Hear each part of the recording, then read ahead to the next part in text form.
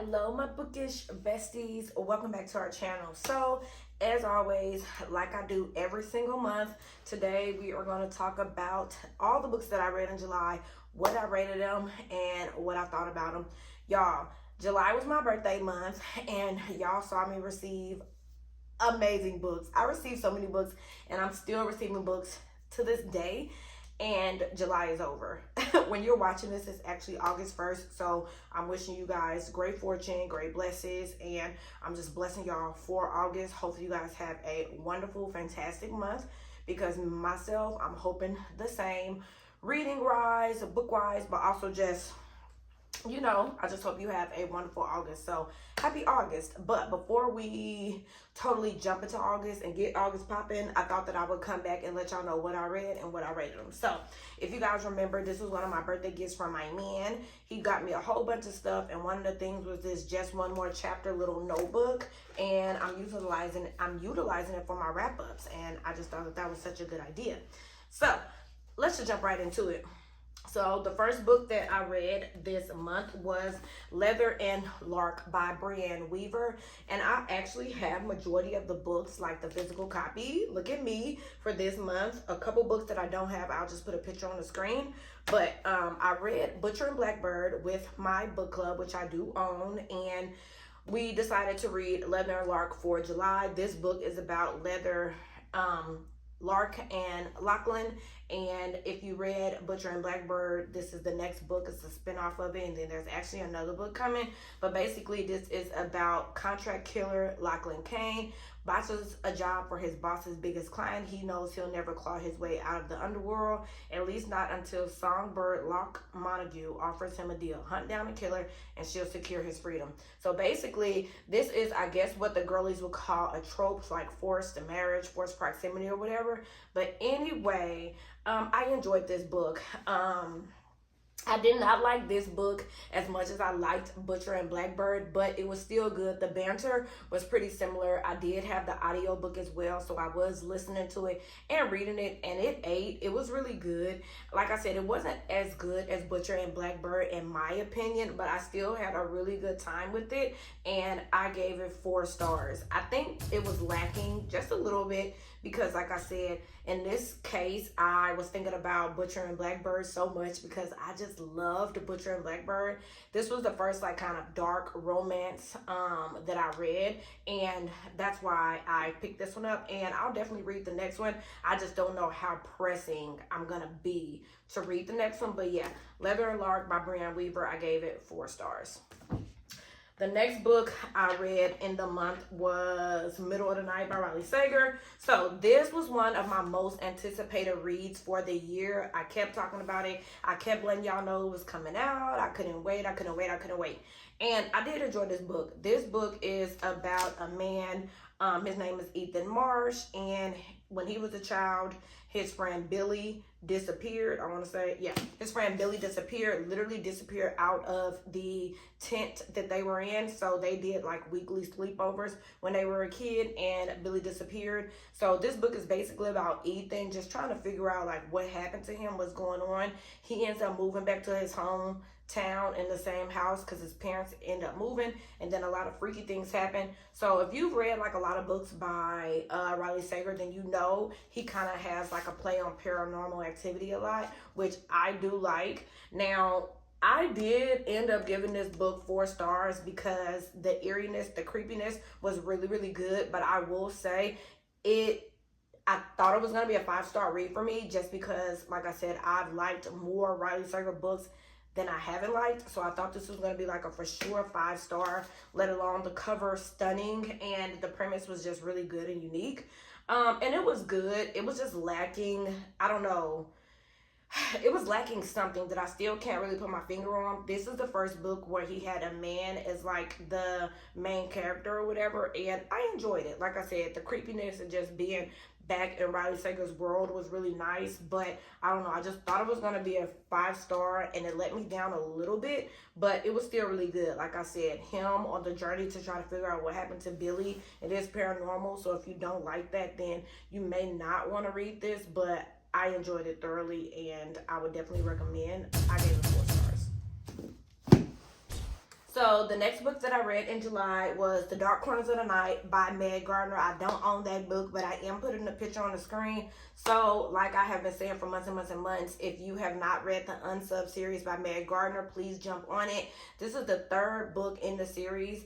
I only have one book left, which is Shadowheart. And to me, that is so mind-blowing because honestly, I'm not even really a series girl. So the fact that I like dove into the series with my friend Kim is kind of crazy. But yeah, basically this series is about Caitlin Hendricks. She is a FBI agent now, and she is like on the hunt to find like serial killers, and that is what she is doing. And each book is just her trying to find a different serial killer. The Dark Corners of the Night was so good. I'm gonna just let y'all know right now, I gave it 5 stars. I think I have given all of her books 5 stars.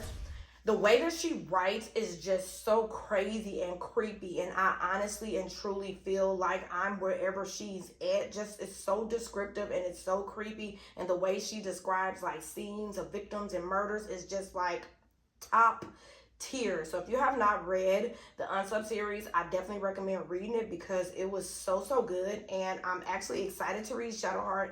I'm sure Kim and I are going to read it in August. I'm excited to read it, but I'm also sad because that's the last book that we have in the series. But there are so many other books that we have, like literally an ongoing list of buddy reads, and I'm very excited. Like I said, she's the only one that I can read multiple books a month as a buddy because our reading taste, pace, style is just so similar. So we're actually buddy reading a book now as I'm filming this, but we're done now as you're watching this, and I just have so much fun. So yeah, The Dark Corners of the Night by Meg Gardner, I gave it 5 stars. Her writing is impeccable, and if, like I said, if you want kind of like a FBI serial killer type of thriller, she's your girl. Definitely recommend. The next book that I read for July was Finlay, Donovan is Killing It by El Casimino. So this is the first El Casimino book that I have read. This is the first book in the Finlay Donovan series or whatever. There's a total of 4 books. Yeah, the 4th one is not out yet, but it is coming out. And y'all, I had a ball with this book. It was so funny. So I want to say this is kind of like a cozy mystery or whatever.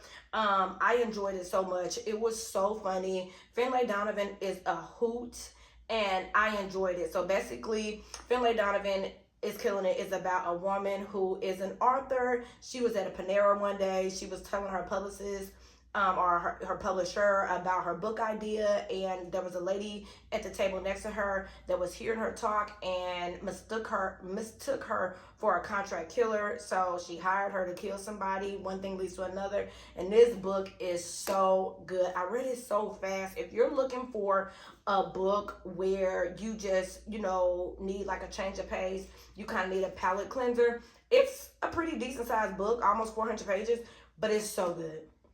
It's so funny, and like I said, it definitely breaks up the monotony if you're reading like a lot of the same books. Y'all know I primarily read thrillers, and I don't often get tired of them, but when I do, this is something that you definitely should pick up because it still has something to do with like murder, but it's cozy and it's so good. It's so funny. The banter between her and her kind of like babysitter assistant, and then she kind of, it's a little bit of love life in here. The banter between her and her ex-husband is just so good. So yeah, I end up giving Finlay Donovan is Killing It, I want to say 4 stars. It was really good, and I actually cannot wait to read the next one. The next book that I read that I'm not even going to talk too much about is The Jigsaw Man by Nadine Matheson. That book was absolutely insane. It's another book about serial killers, and basically The Jigsaw Man is about 2 serial killers.